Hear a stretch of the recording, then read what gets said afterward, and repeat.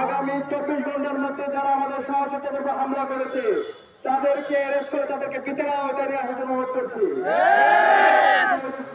হত্যার সাথে যারা জড়িত আছে তাদেরকে আগামী 24 ঘন্টার মধ্যে বিচারের আওতায় নিয়ে আসার জন্য অনুরোধ করছি।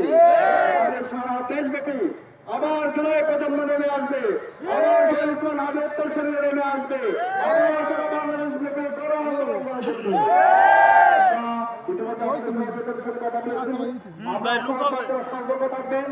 এই দিল্লির দাবিদাররা এই ভারতীয় আধিপত্যবাদী শক্তি আবার ষড়যন্ত্র এবং চক্রান্ত করছে, এই নির্বাচনকে বানচাল করার চেষ্টা করছে।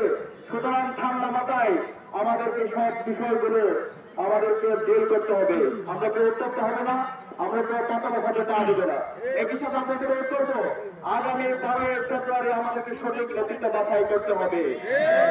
যার সাথে আমরা প্রমাণ করেছি, 4 মাসে আমরা প্রমাণ করেছি ঢাকা বিশ্ববিদ্যালয়ে 105 বছরের যে সম্পর্ক রয়েছে আমরা প্রত্যেকটা সমস্যাগুলোকে অ্যাড্রেস করার, এবং আমরা ইতিমধ্যে আলহামদুলিল্লাহ অধিকাংশ সমস্যাগুলো